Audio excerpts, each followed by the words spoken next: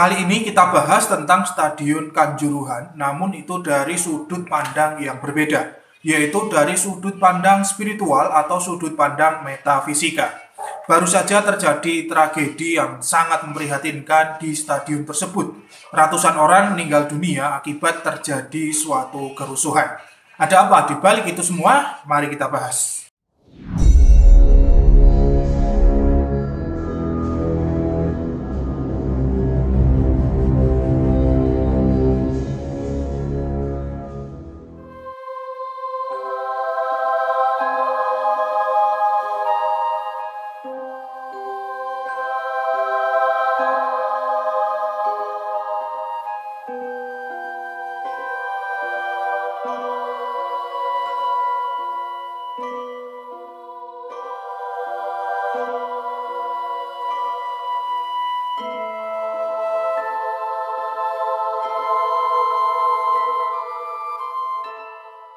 Bismillahirrahmanirrahim. Assalamualaikum warahmatullahi wabarakatuh. Alhamdulillah wa syukurin wa ni'matillah. La hawla wa la quwata illa billah. Selamat datang, selamat berjumpa kembali para pemirsa sekalian di channel Spiritual 21 Investigasi Supranatural Tanpa Batas. Pada tanggal 1 Oktober 2022, tragedi di Stadion Kanjuruhan telah terjadi.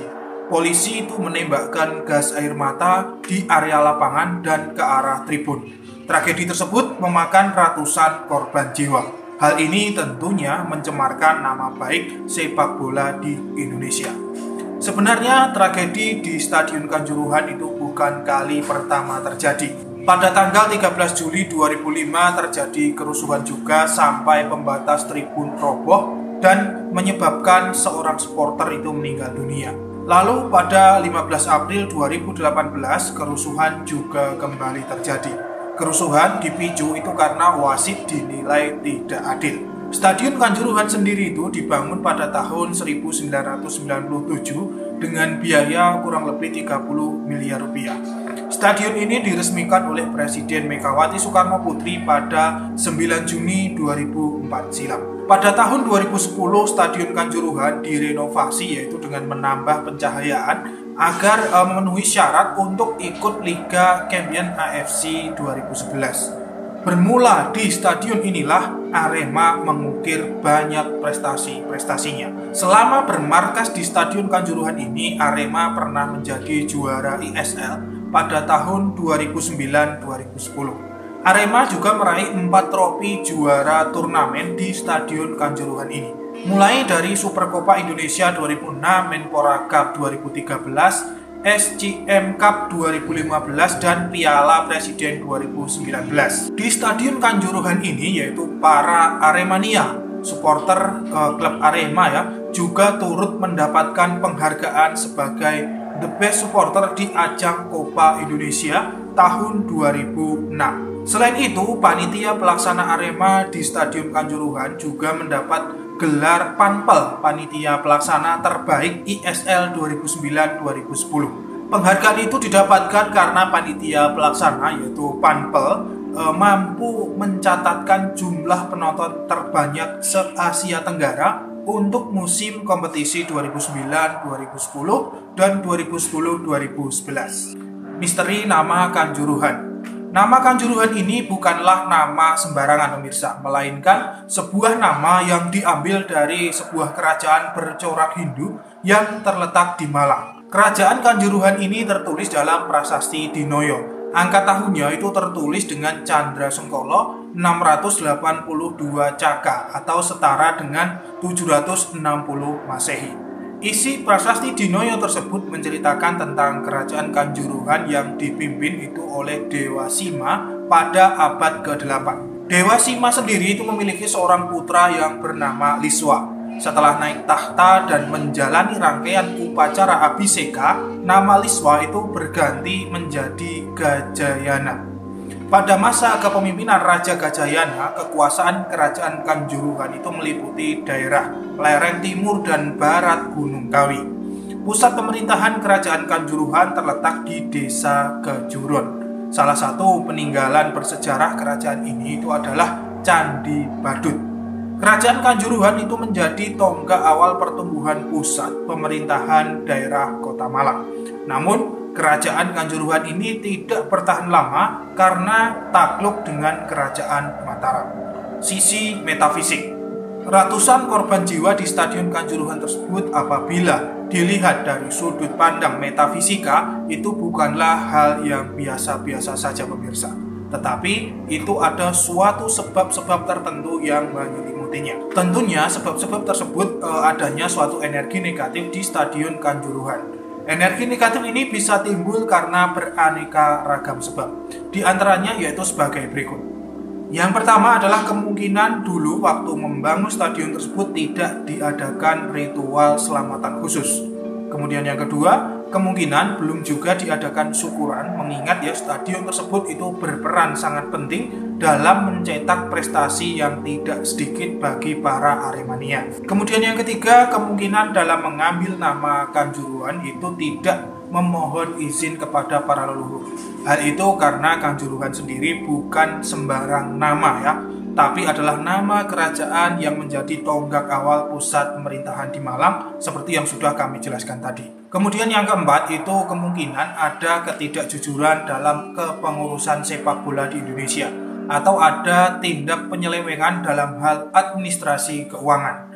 Yang kelima, kemungkinan ada makam leluhur ya yang ada di stadion tersebut atau di sekitarnya dan ketika pembangunan itu tidak terurus hingga sekarang. Kemudian yang keenam, kurangnya dalam pengelolaan masalah kebersihan di stadion tersebut. Kemudian yang ketujuh, adanya entitas astral yang tidak suka dengan para pengunjung stadion disebabkan karena tidak adanya etika maupun kesopanan. Sehingga entitas tersebut membuat keonaran yaitu dengan mempengaruhi pikiran-pikiran para pengunjung sehingga terjadilah yang namanya kerusuhan itu. Dalam kacamata metafisika, ketujuh hal tersebut bisa menimbulkan adanya energi-energi negatif yang terkumpul ya. Sehingga kalau sudah terkumpul maka energi-energi tersebut akan memakan tumbal. Hal itu karena tidak ada energi positif yang meredamnya atau kalaupun ada itu mungkin hanya sedikit sekali. Sebagai contoh kecil dalam rumah tangga atau dalam keluarga, kalau kurang dalam hal ibadah mendekatkan diri kepada Tuhan, pasti suatu saat juga akan menimbulkan yang namanya efek negatif. Contohnya seperti adanya pertengkaran, perselingkuhan, dan hal-hal yang lainnya. Lalu solusinya bagaimana agar stadion tersebut nantinya itu tidak memakan tumbal kembali dan nyaman digunakan oleh para pemain sepak bola di Indonesia? Solusinya kurang lebih adalah seperti ini. Yang pertama, ketua pengurus stadion atau ketua PSSI itu harus segera berkunjung ke situs-situs warisan kerajaan Kanjuruhan dan adakan ritual doa di situs-situs tersebut. Karena kerajaan Kanjuruhan itu dulu bercorak Hindu, maka bisa mengajak pemuka-pemuka agama Hindu.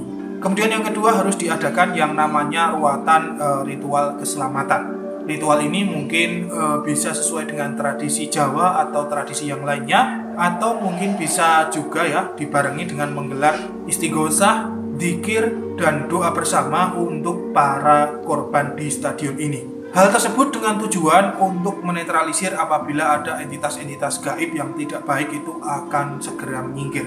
Selain itu, ruatan juga bisa menghasilkan energi positif yang sangat besar sekali. Dan arwah para korban bisa tenang di alam gaib sana. Kemudian yang ketiga adalah perbaiki tata kelola PSSI. Ini sangat penting sekali ya, karena dengan pengelolaan yang baik, maka niscaya itu akan menghasilkan energi-energi positif ketika ada liga ataupun pertandingan berlangsung.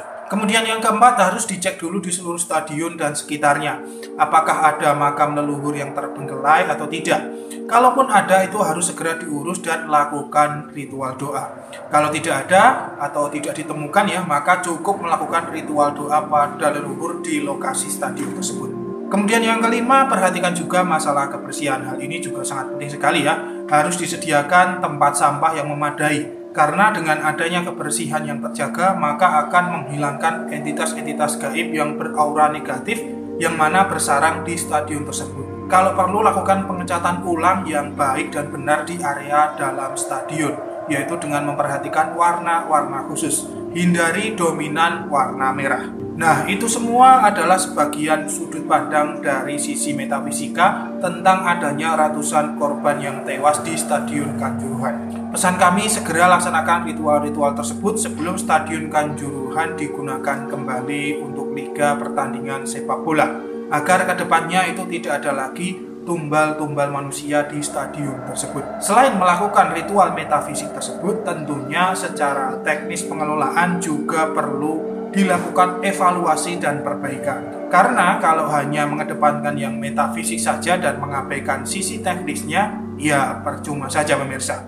Kedua-duanya harus berjalan beriringan. Kita perlu mengetahui ya bahwa semua di dunia ini terdiri dari dua sisi yang berbeda. Ada sisi terang, tentu ada sisi gelap. Ada laki-laki, tentu ada perempuan. Ada orang dewasa, tentu juga ada anak-anak. Ada sisi zahir, tentu juga ada sisi batin. Ada jasmani, juga ada rohani, dan lain sebagainya. Dua sisi tersebut harus seimbang, tidak boleh dominan salah satunya.